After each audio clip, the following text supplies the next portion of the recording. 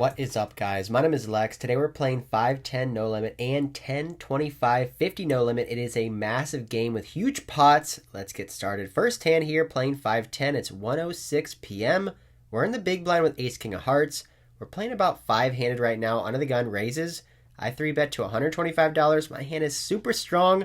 Let's build up this pot. My opponent looks over at me and tells me because the camera's rolling, he's going to give me some action. We see a pretty good board, flopping the nut flush draw and 2 overcards. I put out a bet, my opponent folds, we take down the first pot. This next hand is a fun one. It becomes a pretty massive pot. We're in the big blind, the cutoff a regular here at the 5-10 game at the Hard Rock, raises it up to $35. Button folds, small blind folds, we peel back, pocket aces. I'm going to 3-bet. We've got the best hand you can get, so let's play for more. I make it $125. Back over to the cutoff now, who started the hand with $2,500. I slightly cover him. He puts in a 4-bet. Great news for us. He re-raises to $350. Another Jonathan Little style quiz here for you guys. If you're in the big blind facing a 4-bet by your opponent holding pocket aces, would you A, call? Would you B, re-raise to $1,200? Would you C, re-raise to $850? D, go all in? Or E, would you fold? Take a second, think about what you would do in this situation. Put your comment down in the comment section below. Alright, back to the action here. Holding pocket aces facing a $350 re-raise. I decided to go with a 5-bet here because we're 250 big blinds deep. I'm out of position. My opponent is showing a lot of strength. He should have hands like jacks, queens, kings, ace, king. He could have some bluffs that he's doing this with. Maybe some ace high hands, king high hands, queen high hands. That's possible. I could call, try to under-bet my hand, but this time I decided to slide in a 5-bet to $850. I decided to go a sizing of a little bit less than 2.5x. I don't want my opponent to hero fold hands like jacks, queens, or kings. The only problem with 5-betting pre-flop is my hand is pretty face up. I'm most likely only going to be doing this with pocket aces, and my opponent knows that, but if he has a hand like pocket queens or kings, given this price, he's most likely going to have to see a flop. He hasn't snap folded yet, which means he's definitely not holding a bluff. He most likely has hands like jacks, queens, or kings. It's possible he can have ace, king, or aces, but that's less likely. Us holding 2 aces ourselves. After thinking for about 30 seconds, my opponent flicks in the call, so we're going heads up here. Out of position, a 5-bet pot holding pocket aces. The board is 6-3 ace. We flop top set. What an amazing board for us, holding pocket aces in a 5-bet pot, flopping top set with the backdoor spade draw as well, but it's actually a really bad board for us getting value. My opponent's going to have queens and kings, like I said, pre-flop. If he does have those hands, the ace is going to be a scare card. There's 2 spades on the board, and we have a spade in our hand. With top set here, with the board completely crushed, I think our only option here is to check. I'm hoping maybe my opponent will try to bluff, or he'll check back and maybe he'll catch up with something on the turn. Cutoff eventually checks back. The turn is a 10. We still have the nuts here, and I'm going to start putting some money in the pot, but I want to bet small. I go with a 1/4 pot size bet of $450. Cutoff doesn't think for too long and makes the call. Another 10 on the river, giving us top full house. Around $2,600 in the middle. 5-bet pot holding pocket aces with a full house on the river. My opponent has about $1,200 left. I'm pretty sure you guys know what's going to happen next. All in. All in. Fold.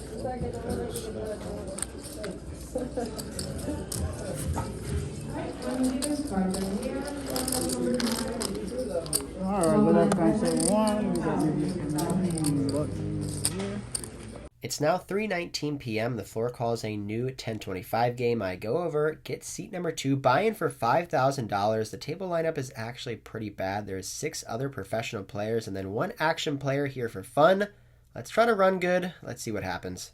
The first flop we see, it's 3:26 p.m. We have queen 10 of hearts. Button makes it $75. I'm in the big blind. I make the call. We flop top pair, backdoor flush draw. I check. He puts out a bet, and I make the call. The turn is the ace of hearts. Now we have second pair and the queen high flush draw. I check again. He bets $150. I make the call. River pairs the board. I check. He checks back. I show queen 10, and he shows pocket 9s, and we're good. About 10 minutes later, 3:35 p.m., the hijack makes it $75. I have 8-9 suited in the cutoff, but the button is not there, so technically I am the button. I make the call, other players fold. Heads up to 8-8-6 rainbow. We flop trips. My opponent leads out for $100. I slow play here and make the call. The dealer collects the chips and puts out the king of clubs on the turn. If my opponent was bluffing on the flop, he'll most likely use this card as a bluffing card, but he checks over to me. We now have the option of checking or betting, and I elect to check. Very surprising. I'm sure you guys were thinking I was going to bet here, but my thoughts are I have to play a little bit funky if I'm playing against very good players. If I always just play my hand face up, if I bet when I have it and check when I don't, it's going to be very easy for these super good players to exploit me. So my thoughts are I'm going to underrep my hand on the turn to try to either get him to bluff the river or hero call me down lighter. The final card is the 3 of clubs. The backdoor flush gets there, but I would expect my opponent to continue to barrel on the turn if he had a flush draw, so I don't expect him to have a flush that often. He decides to lead out now for $350. Pretty big bet. He's saying he has a flush, a full house, or a king, or a bluff, and I thought about just calling here, but I think that's just way too nitty the way I play this hand. I think it's now time to spring the trap and put in a raise. And Matt, table number 37. Like you never won that. 8. Second and final call for MC 55, table 17. 11. We made the vlog, man.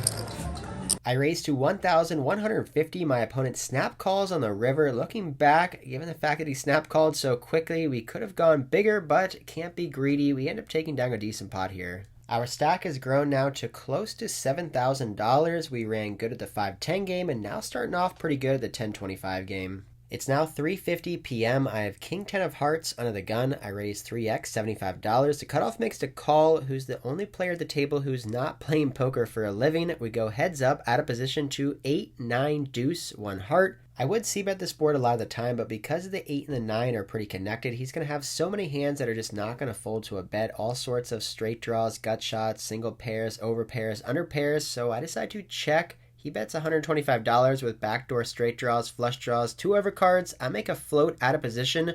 We see the ace of hearts on the turn, one of the best cards other than giving us a pair. Now we pick up the nut flush draw, and it's a scare card.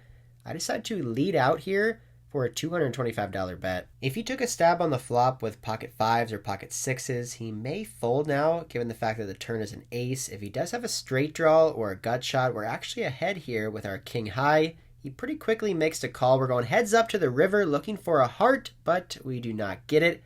It's a queen of clubs.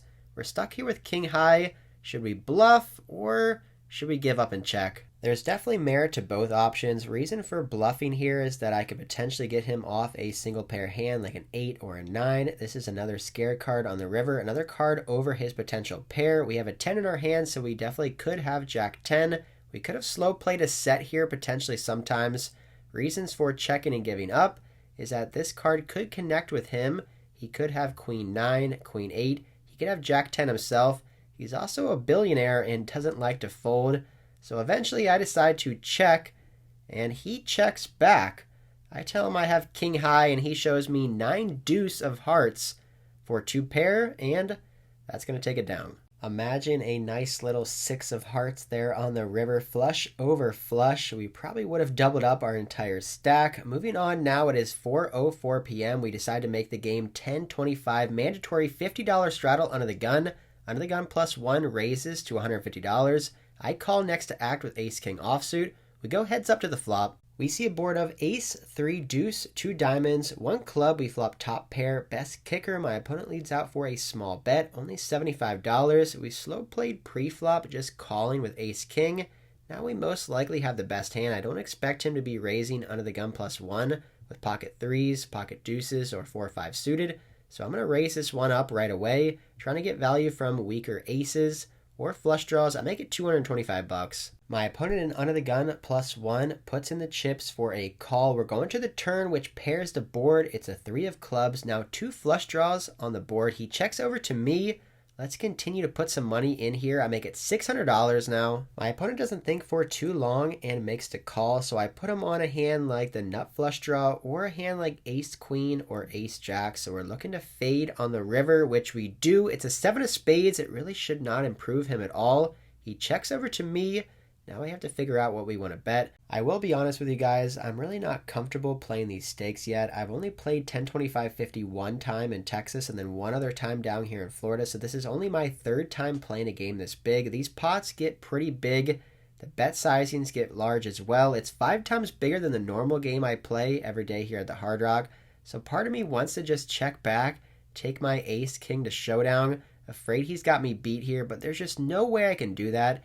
This game is tough. There's a lot of other professional players, and if I'm going to sit in this game to try to push myself, I got to be able to bet my hand. I can't play scared money. I decided to bet $1,800. 18.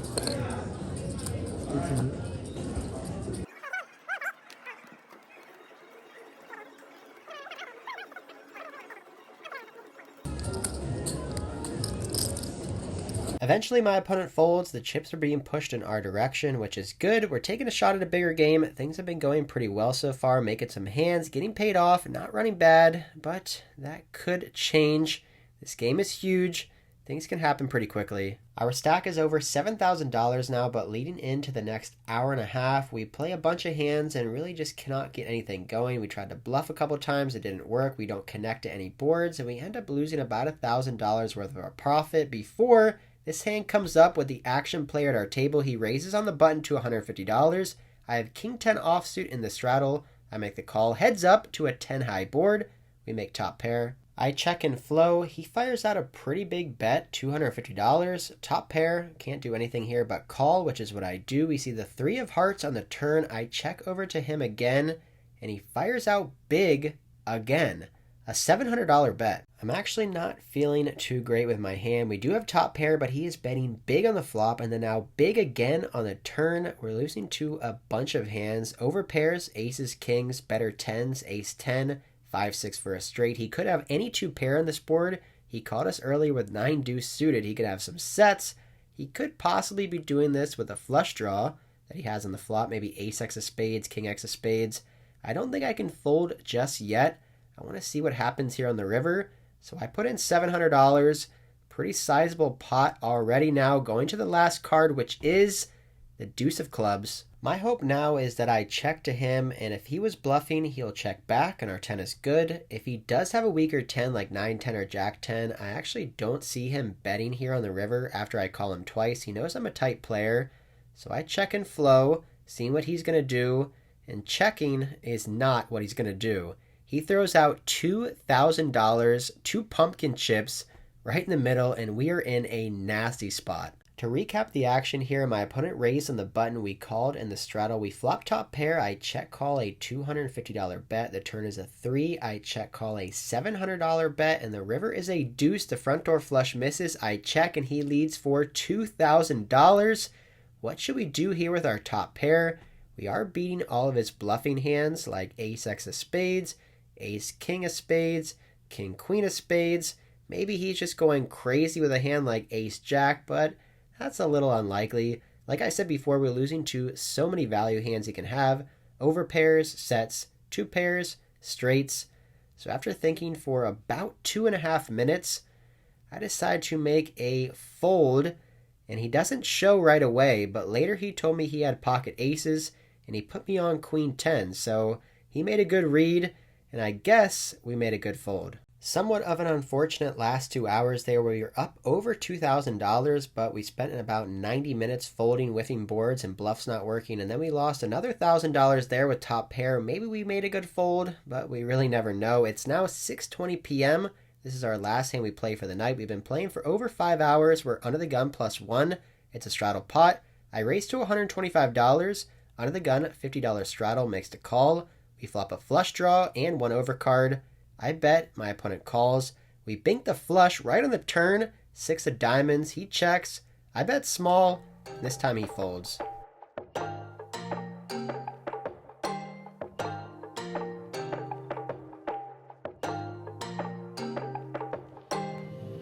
Rogie. Rogie.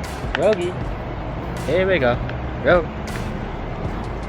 Where is he? Alright guys, that is it for this one. Playing 5. My hair is crazy right now.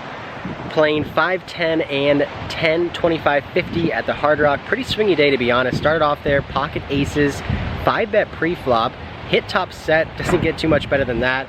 Won a couple small pots there at 5-10, then went over to the 10-25 game, which became 10-25-50 pretty quickly. We flopped trips, won a decent pot, won some small pots, lost some small pots, then made that big fold with King 10, facing a $2,000 bet on the river. Later, my opponent told me he had pocket aces, so I believe him. So I guess we, saved ourselves about $2,000 there. I don't know the exact total on the day. I'm gonna put that right here, how much I won. I know I won, but I don't know how much, so that's gonna be in this area. Next up, when this video comes out, I'm gonna be in Austin, Texas, playing at the Lodge. Thursday, Friday, Saturday, Sunday, Monday. Monday, the 23rd of May, I'm gonna be playing a live stream as well, 2, 5, 10, so make sure to tune into that. We got about 4 to 5 cool, awesome vlogs coming out from the Lodge. All right, that is it for this one. Rogue and I are gonna take an evening walk while the sun goes down on a nice, beautiful South Florida evening. Until next time, I'll see ya.